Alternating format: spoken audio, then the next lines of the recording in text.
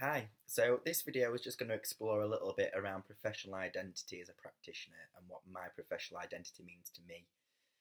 So my previous experiences in the workforce were not in education or the early years, but the management and leadership aspects of my previous roles can be carried across into my professional development as a practitioner. My previous role as a manager of a busy fast food restaurant may not seem applicable to the education or childcare sector. However, the management of people and resources is one that carries across a variety of sectors, and I use these skills daily. Managing responsibilities whilst in stressful circumstances is a further skill I possess, and my ability to stay level-headed and calm in the face of adversity is well suited to an early years classroom, as managing the behaviour of 50 children under 5 can be quite trying at times. However, I have worked actively on building relationships and respect with both the children in my care and my colleagues, and they respond accordingly when asked to do something by myself. I am confident in communicating with my colleagues and know my role well, and the degree level of knowledge that I have acquired means that other practitioners approach me for support and guidance in areas they are unsure of, as they know I may have a deeper understanding due to my studies. My current role as an LSA in a large reception class means I have to juggle my responsibilities, as although facilitating activities and learning experience is my primary role as a practitioner, the social and emotional development of the children in my care often takes the most time to navigate, and this is the one part of the role that I struggle with, as I am very goal orientated and like to complete whatever task is asked of me to a high quality, but this is sometimes unachievable due to the behaviour of the children in the class. Conflict and fallings out are a natural part of learning positive social behaviours. However, due to the size of the class, this can be a chasing your tail situation, in which you sort out one problem and another one starts, meaning the focus on facilitating learning is often lost whilst dealing with these situations. However, having worked in a variety of childcare settings, I can say that I much prefer working in school,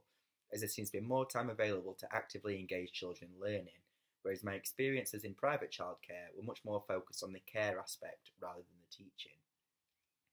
I like to think of myself as a creative thinker, so working in a school provides me with the opportunity to think of varying ways to engage children in learning, through means such as art and drama, both areas I am interested and passionate about. Children seem to respond to these types of activities well, evidenced in the change project implemented in school for part of my third year study module, Innovation and Change. I use Trisha Lee's helicopter stories method to engage children in dramatic arts and storytelling, using it as a tool for children to express themselves through their own stories and encourage engagement from their peers during the performance. The success of this initiative led me to investigate helicopter stories further for my dissertation, in which I sought to answer the question,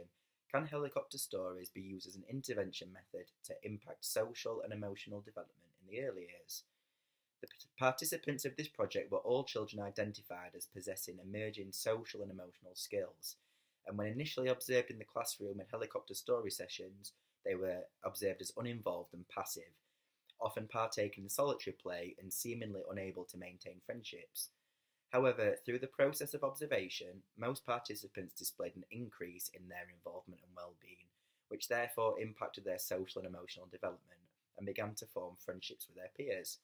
This gave me job satisfaction as a practitioner, as seeing children who were previously reliant on adults and unable to navigate the classroom independently finally come out of their shell, display their personalities, communicate with others and make friends was inspiring. The nature of the Early Childhood Studies degree means that students are taught in line with relevant research at the forefront of the sector, meaning I have a good understanding of the expectations of practitioners working in the current workforce. Working with children can be challenging, more so if they come from a disadvantaged background, as their attainment levels are consistently lower than their more affluent peers, as identified by the EPI report, and must work harder to break the cycle to gain social mobility, as identified by the Frankfield and the State of the Nation report. Working in a school that is identified as an area of disadvantage means that the expectations for our practitioners are high, if not higher, as they need to work harder to ensure these children are not forgotten about and the attainment gap can be narrowed. The methods I have learned throughout my degree equip me with the ability to identify children who may be at risk and devise creative ways to engage them in learning and assist them in meeting their desired outcomes for achievement. A storytelling session I devised was around the story Super Potato, in which a superhero potato saves the day from an evil pea. I decided to incorporate the children in the story by providing superhero masks and capes to wear, and we acted out the parts of the narrative together. This session has become a daily request from the children, as they love to act out the story together, and it is reused as a reward for a good behaviour from the class, and also as a bonding session. The characters in the story were then used in some maths resources, in which we counted potatoes as a loose parts exploration of quantity, value, and number sequencing. Before long, a number line was made from potatoes. Flashcards with numerical language, such as addition and subtraction, were created in the shape of potatoes, and a snap match game in which the numbers had to be matched was devised too. A whole week of themed lessons were created from one story, and the relatability of the characters assisted the children's understanding of new concepts and was accessible for all children of varying developmental levels, an important factor in aiding the consolidation of learning experiences for all children in the classroom.